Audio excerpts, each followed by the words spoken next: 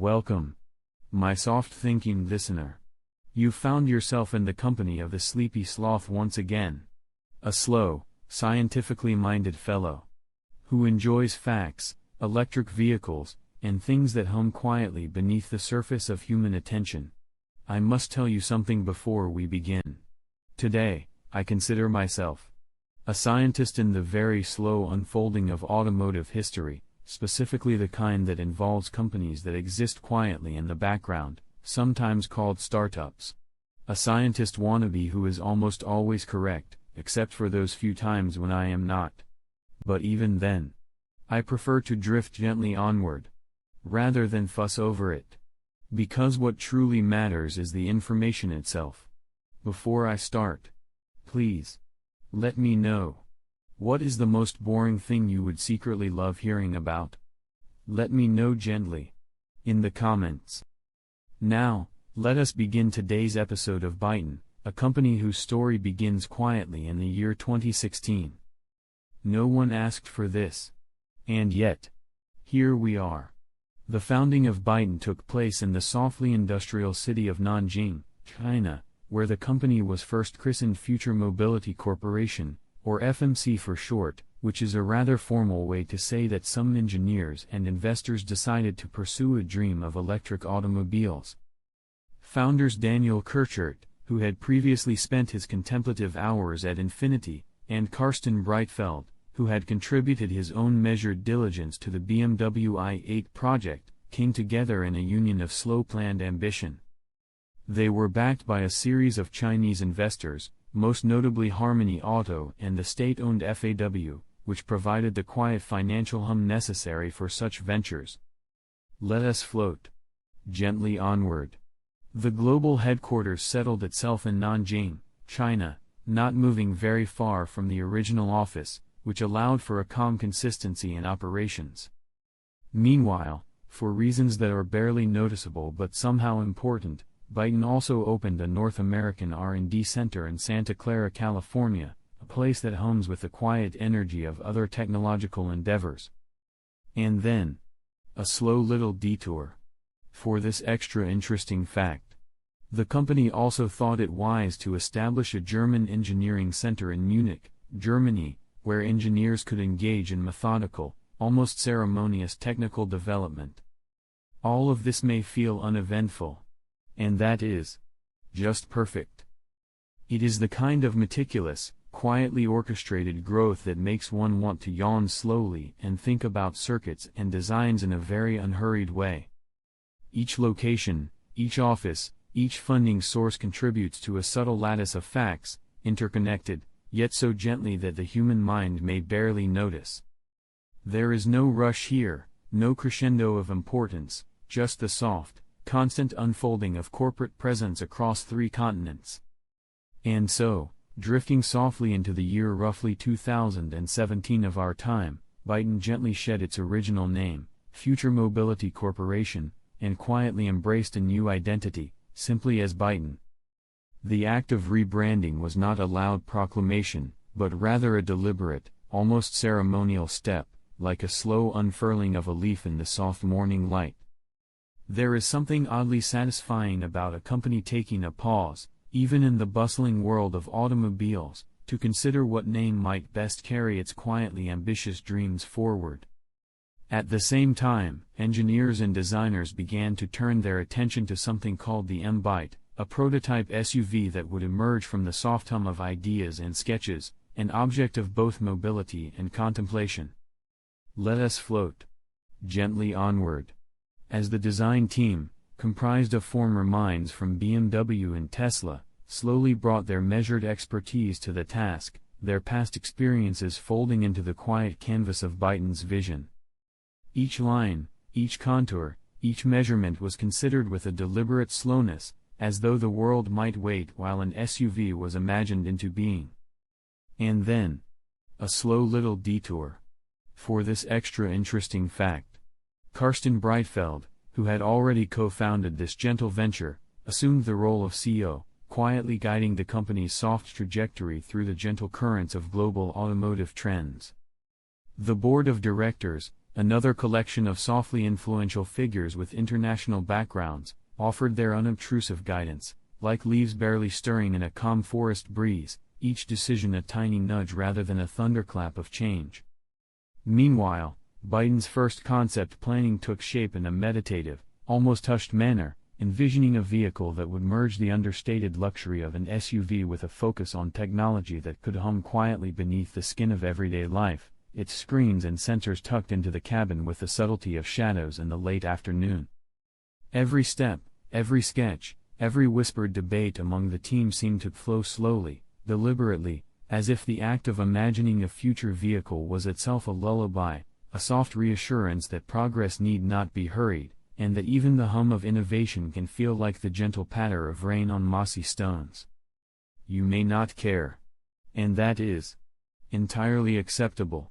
For this is a story best felt, slowly, with your mind drifting alongside each careful movement, each measured intention, and each deliberate whisper of engineering ambition. And drifting gently into the soft, unhurried passage of roughly 2018 of our time, Byton began to reveal its ideas to the wider world in a way that was measured and deliberate, like sunlight slowly spreading across a mossy forest floor. At the annual gathering of curious minds and technological marvels known as CES in Las Vegas, the M-Byte concept SUV was unveiled, a quiet spectacle of engineering and imagination, its presence neither loud nor brash, but rather carefully poised to invite gentle contemplation. This vehicle, in its soft, thoughtful form, featured a dashboard screen that stretched across 48 inches, a scale so vast that it was almost difficult to notice all at once, as though one might wander slowly along its length and discover small details tucked into corners that most would overlook. Let us float gently onward. For in this year, Byton also began to frame itself not merely as a producer of automobiles, but as a soft, almost philosophical thinker in mobility, marketing the notion that it was more than a car company, a statement that drifts quietly in the mind, suggesting a world where travel is a subtle experience, intelligent and interconnected, yet understated.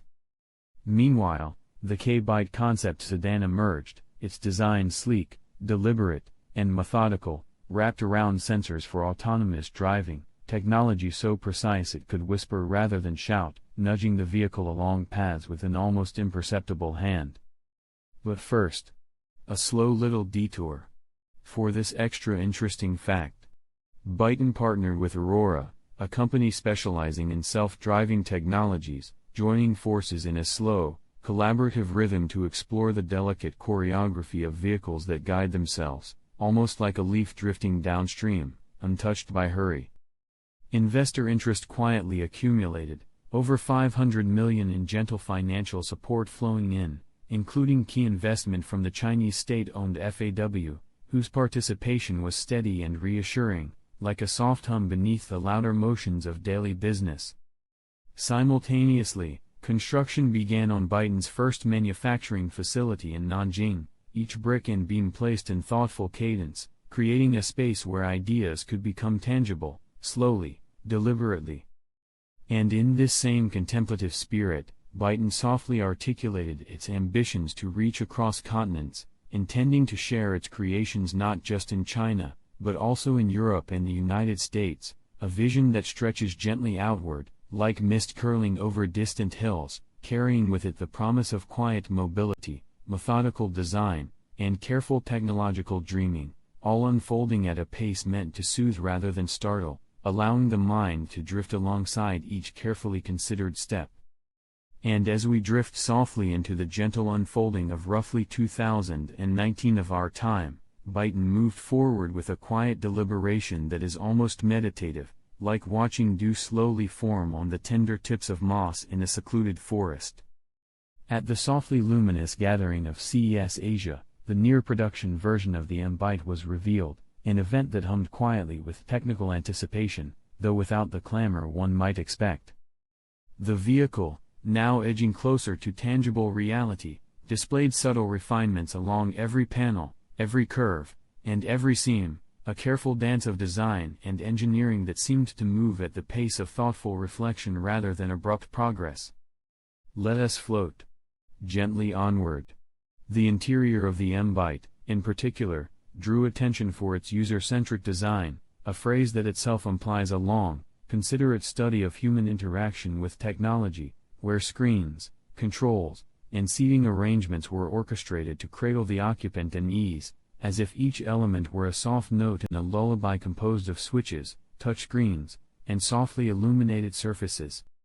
But first, a slow little detour. For this extra interesting fact, Byton quietly secured a battery supply agreement with CATL, a company whose work in lithium-ion cells hums beneath the surface of our everyday commutes, providing energy storage with meticulous precision and slow reliability, a partnership that might seem trivial, yet forms the gentle backbone of electric mobility. Meanwhile, the Nanjing manufacturing plant reached the completion of its first phase, each beam, wall, and conveyor thoughtfully arranged to allow the production of vehicles in a rhythm that is methodical, almost ceremonious, with workers and machinery moving in concert like a slowly turning gear. In the midst of these softly humming operations, leadership shifted like a leaf drifting on a calm stream. CEO Karsten Breifeld departed, and Daniel Kirchert quietly assumed the role, guiding the company's trajectory with steady, unhurried attentiveness, making decisions that ripple through the organization like subtle whispers among tall trees. Meanwhile, development of autonomous driving technology continued with patience and careful repetition, testing the K-Byte sensors and software in a gentle loop of trials and calibrations, ensuring that every automated movement would feel natural, smooth, and unobtrusive. And so, as pre-production M-Byte vehicles softly rolled off the Nanjing factory line, they carried within the accumulated care of months and years of unhurried planning, a testament to the patient rhythm of engineering, design, and strategic thought, each car a slow-motion ballet of precision and intention, meant to be observed, considered, and drifted alongside by anyone willing to embrace the gentle passage of time, and the quiet unfolding of technological care. And as the quiet passage of roughly 2020 of our time began to unfold, the air around Byton carried both promise and a fragile stillness, as though the company stood in a long pause between breath and motion. At the great gathering of CES once more, Byton returned to display the near-final form of the M-Byte, its design now polished into something that resembled both a dream and an equation, smooth, balanced, and quietly ambitious. The vehicle's immense curved display still stretched across the dashboard like a softly glowing horizon, its subtle illumination promising a future where machines could hum gently in tune with human rhythm. The company spoke softly of beginning production, envisioning assembly lines moving in calm coordination later that same year, and expansion plans were whispered for Europe and North America, regions where the M-Byte was intended to glide quietly onto the roads, joining the slowly growing constellation of electric vehicles humming across the globe. But first, a slow little detour. For this extra interesting fact. These ambitions, so gracefully balanced, met an unforeseen stillness when the global pandemic began to drift across continents. The delicate logistics that kept factories, suppliers, and offices in motion suddenly froze like morning dew touched by frost. COVID-19, in its invisible sweep, caused interruptions that rippled through Byton's timelines, halting the careful rhythm of progress. Financial pressures began to accumulate, not in a rush, but like layers of quiet snow settling over the company's operations. Production schedules shifted from certain to uncertain, and the hum of assembly slowed to a near whisper. As months drifted onward, gentle but heavy in consequence, whispers of financial difficulty deepened. Employees, once absorbed in the tranquil repetition of design and testing, faced layoffs, each departure a small silence in the collective hum of progress. Executive changes followed, including quiet resignations that passed through the company like ripples on still water. There were murmurs, soft but persistent, of shutdowns, as if the dream of electric mobility itself had grown drowsy, caught between vision and exhaustion. Yet within this stillness, larger forces moved with their own deliberation. The state-owned FAW, already a key investor, began to take a more guiding hand, its presence firm yet measured, like an older tree leaning gently over a sapling. And then, almost like a whisper carried on a late wind, came a new possibility, the announcement of a partnership with Foxconn, a name well known in the world of electronics and quiet precision manufacturing. The idea of collaboration promised renewal, the possibility of structure returning to motion, though slowly, carefully, without haste. In this period of reflection, Byton seemed to drift in a state of suspended animation, half asleep, half waiting, its story lingering softly between innovation and interruption, like a factory light left on at dusk, humming faintly in the still air, reminding anyone who passes that even paused machinery carries the quiet echo of movement yet to come. And so, as we drift softly into the quiet corridors of roughly 2021 of our time, the world around Byton seemed to slow to an almost imperceptible stillness. The company, once filled with the hum of engineers, designers, and test vehicles gliding across clean floors, gently announced a pause in its operations. It was not the sharp halt of something breaking, but rather the long, sighing exhale of a project that had carried itself with care for many years. Officially, production was suspended in the cool month of January, when even the air itself seemed to carry the echo of stillness. The factories in Nanjing fell silent, their machinery resting in symmetrical calm, waiting, perhaps, for a future spark that might one day stir them awake again. But first, a slow little detour.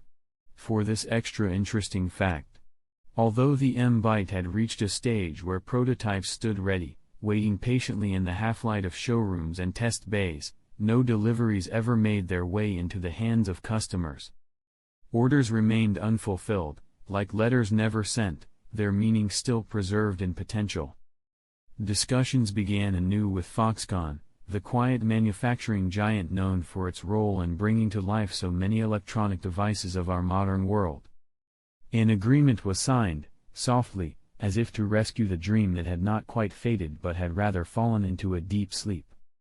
Yet while papers were signed and intentions declared, the Nanjing plant itself remained idle, a vast space of untapped possibility, its air heavy with stillness, its floors untraveled by the slow roll of tires or the hum of assembly. Within the human side of this story, a more fragile sound could be heard, the low murmur of discontent. Former employees began to speak softly at first, and then more openly, about unpaid wages and unfulfilled promises. Their words drifted like echoes through the corridors of a brand now struggling to maintain its once polished image. The reputation that had gleamed with the quiet allure of innovation began to dim, not through scandal, but through the slow erosion of silence and time. The K-Byte sedan, once envisioned as the elegant companion to the M-Byte, was quietly set aside, its project cancelled without ceremony, like a dream that fades before one wakes fully enough to describe it. The company's ventures into autonomous driving, once full of patient testing and long hours of calibration with partners such as Aurora, were halted, their research archived like pressed leaves in a forgotten book. Offices abroad, those in the United States and Germany, slowly reduced their presence, lights dimmed, desks emptied, and screens went dark one by one, leaving behind faint impressions of work once done. Yet even in this quiet contraction, there remained a trace of something tender, the residue of human effort, of care, of long hours spent imagining a vehicle that could glide through the future with quiet precision. And so Byton drifted softly into dormancy, its story suspended mid-motion, like a feather caught between air currents, neither rising nor falling, but simply existing, momentarily still, within the endless rhythm of technological time. And so, the slow unraveling continued, quiet and heavy, like the last few turns of a wind-up clock losing its rhythm. Around the year 2022 of our time, the bright promise that once surrounded Byton began to dim into stillness. No new models emerged from the silent factories, no prototypes hung beneath testing lights, and no sleek electric silhouettes rolled onto showroom floors. The company, which once dreamed of transforming electric mobility with screens as wide as wings, seemed to fall into a long, unmoving pause. Each missed release, each unbuilt design, felt like another petal drifting away from the once vivid flower of its ambition. But first, a slow little detour for this extra interesting fact. When carmakers in the electric age fail to bring new models to life, it often isn't for lack of imagination. It is because every design hides within it a network of thousands of suppliers, engineers, and approvals, each needing money, momentum, and faith to stay in motion. Without those things, even the most advanced ideas can turn fragile, like glass left too long in the cold. Byton's story was no different. As its financial troubles deepened, it quietly began filing for restructuring in China, the legal language of exhaustion. These proceedings were not a single declaration but a slow series of attempts to untangle obligations, to creditors, to employees, and to the dream itself. The company's partnership with Foxconn, once seen as a lifeline, also began to thin. The great manufacturing titan, famous for its steady discipline, seemed to step back, reducing involvement as the scale of Byton's difficulties became clear. FAW, the state-backed automotive group that had once offered strategic shelter, began its own quiet review. Reports whispered that winding down might be the most sensible course. Inside the once busy Nanjing plant, the lights stayed low, the machines still, the air faintly filled with the smell of metal dust and old ambition. Yet even in this drowsy twilight of decline, the traces of Byton's technology lingered. Its patents, concepts, and modular systems became quiet references within the wider Chinese EV sector, whispers of ideas once considered ahead of their time. The notion of an ultra-connected cabin, of digital serenity behind the wheel, did not disappear, it merely drifted onward, absorbed into other companies, reshaped and repurposed. Byton itself, however, grew silent. Public activity faded. The website no longer changed. Its social media, once humming with teasers and progress updates, turned into a digital echo. And in that hush, the brand's uncertain future took on an almost poetic stillness, a kind of technological fossilization. Byton became less a company and more a memory of what might have been, a symbol of how swiftly electric dreams can bloom, and how quietly they can fade when the currents of money and momentum no longer flow. Softly drifting into the next turn of the story, the year that followed, the one resting gently around 2023 of our time, brought with it no revival, no spark of renewed production. Despite faint murmurs that the great factory in Nanjing might awaken once more, its doors remained closed, its assembly lines quiet as sleeping serpents of steel. Rumors fluttered through trade circles like moths around an unlit lamp, hopes of a restart, of a miraculous return, but none materialized. The long pause that had settled over Byton stretched on, its stillness becoming almost ritual, as though the company were caught between memory and forgetting. But first, a slow little detour for this extra interesting fact. In the world of automobiles, few silences are more telling than the absence of a hum. A factory designed for constant motion does not merely stop, it holds its breath. When machinery meant to weld, mold, and assemble lies unused, it begins to rust inward, not just in metal but in morale. Byton's once bright promise of futuristic interiors and intuitive screens had become something studied instead of celebrated. Media outlets, once dazzled by its ambition, began to describe it softly but firmly as a failed electric dream, a failed EV startup. They called it, their words not cruel but heavy with the tone of an obituary written too soon. Yet in this quiet, there was also reflection. Byton became a kind of classroom for the electric age, a cautionary lesson whispered among engineers and entrepreneurs who hoped to succeed where it stumbled. The company's story showed how even immense funding, sleek designs, and global partnerships could dissolve when timing, logistics, and financial currents misaligned. For every dazzling prototype unveiled under bright lights, there were endless spreadsheets, suppliers, and investors whose patience, once eroded, could end an empire of innovation before it truly began. Other electric makers took careful notes. NIO, Spang, and many others studied Byton's trajectory as though reading the faint fossils of a creature that evolved too soon for its environment. Many of Byton's engineers, skilled and restless, quietly carried their knowledge into those newer ventures, transplanting fragments of Byton's DNA into companies better equipped to survive the industry's demanding ecosystem. And so, in a gentle way, Byton lived on, not as a brand, but as a series of subtle fingerprints across dashboards, screens, and software in cars that still hum softly down the roads of our world. Even its intellectual property, its designs, its patents, its intangible sparks of thought, was rumored to have found new owners. The grand M-Byte's panoramic screen, once mocked as excessive, became prophetic. Within a few short years, its influence could be seen glowing in the cabins of countless modern electric vehicles. It was as though the vision itself had slipped free of the name that birthed it, floating onward to inspire others. The Nanjing facility, too, began to shift purpose. FAW, the giant with which Byton once shared hope, looked upon the space and considered folding it into new projects, a gentle repurposing, a second life for walls that had once echoed with the whir of innovation. And so, even as the brand itself drifted toward stillness, its essence lingered, quietly recycled through the minds, machines, and dreams of those who had once called it home.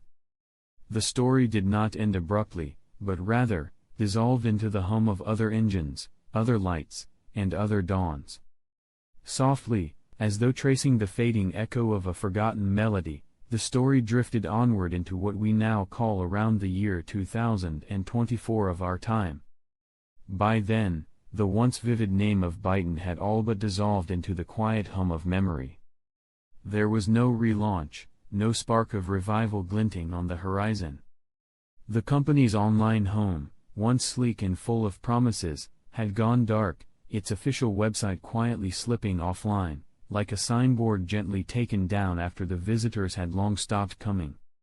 The silence was not dramatic, but rather deeply still, as if the brand had simply exhaled and disappeared into the digital mist. But first, a slow little detour.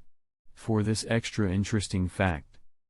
When a company's digital presence fades, it often signals more than technical neglect, it's a symbolic vanishing. Byton's servers had once carried dreams of global expansion, rich with renderings of futuristic interiors and optimistic phrases about connected mobility. Yet as its online traces evaporated, so too did the evidence of an ambition that had once seemed unstoppable. Plans to expand into Europe and North America, so carefully mapped out in earlier years, were quietly shelved, their glossy marketing footage left to gather digital dust in the archives of journalists and car enthusiasts. The M-Byte SUV, which had dazzled audiences with its dashboard-wide screen, remained unbuilt, unrealized, and undelivered to any consumer on Earth. As the months unfolded, another subtle transformation began, the quiet expiry of ideas once meant to shape the future. Some of Byton's earliest patents, filed with great confidence in the first flush of innovation, reached the end of their lifespan unused. Concepts for sleek body aerodynamics, integrated sensors, and interior interaction systems, designed for cars that would never reach the road, expired one by one. Yet, like seeds carried by the wind, those ideas did not truly vanish. They drifted into the hands of other electric visionaries, studied by rival engineers at companies such as NIO, Spang, and even international firms observing from afar.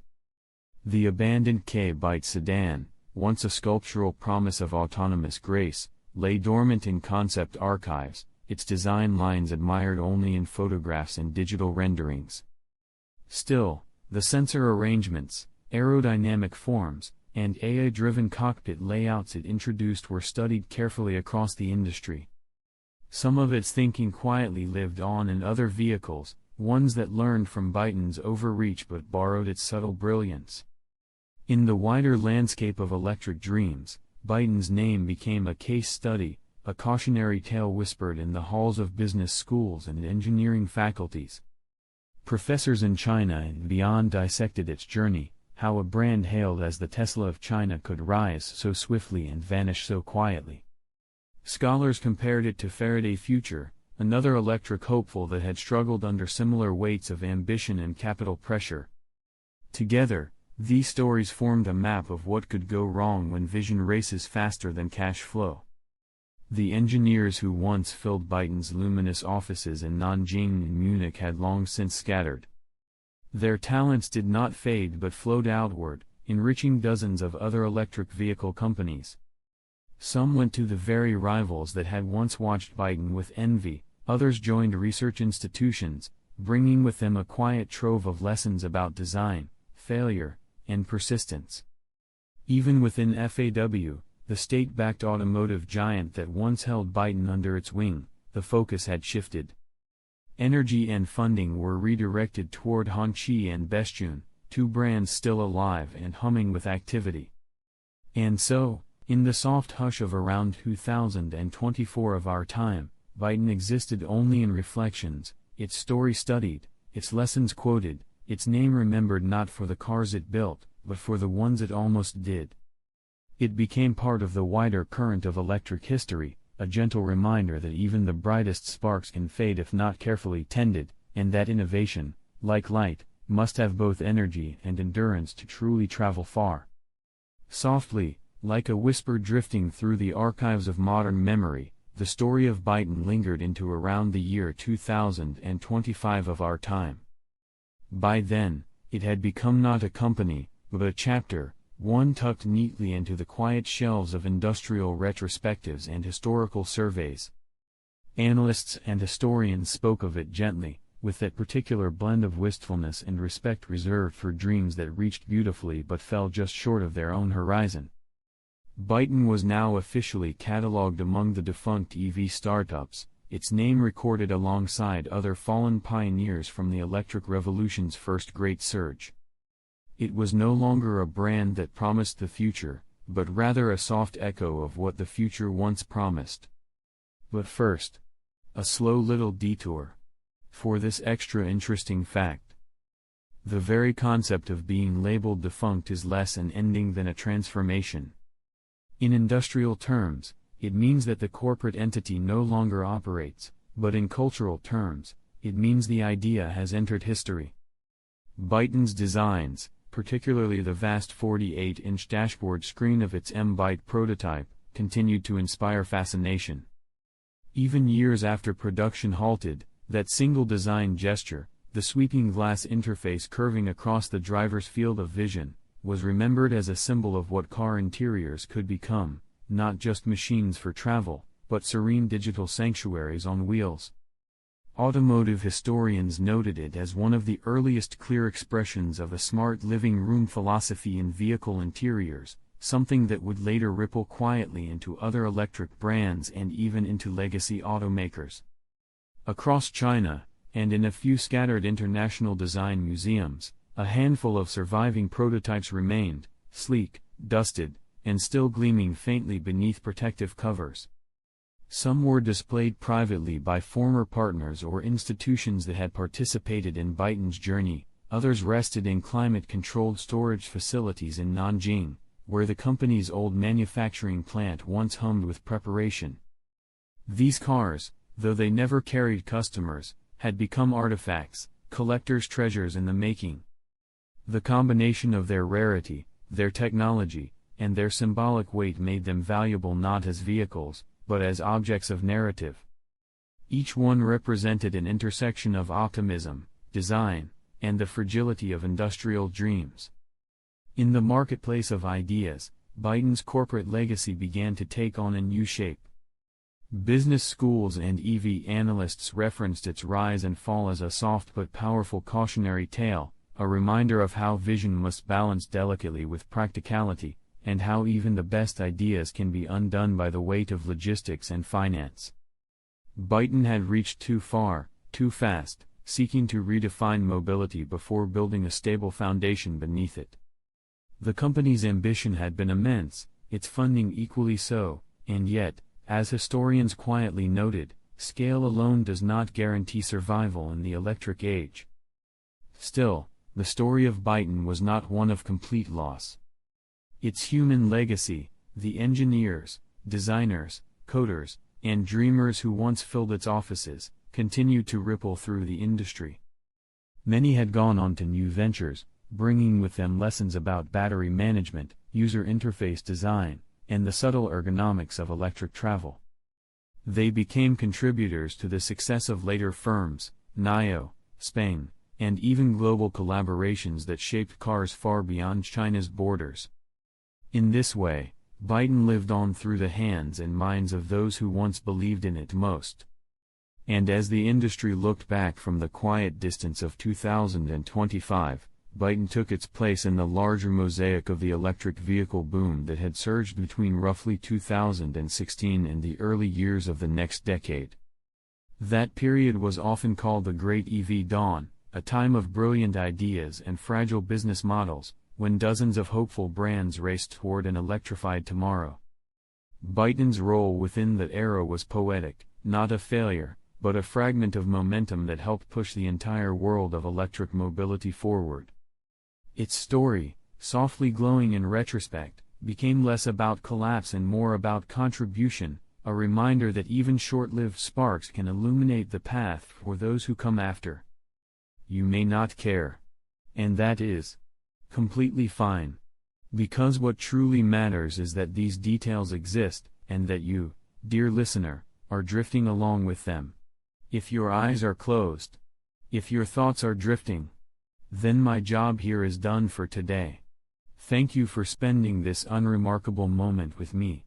You have listened to The Sleepy Sloth, where uninteresting things become the softest lullabies.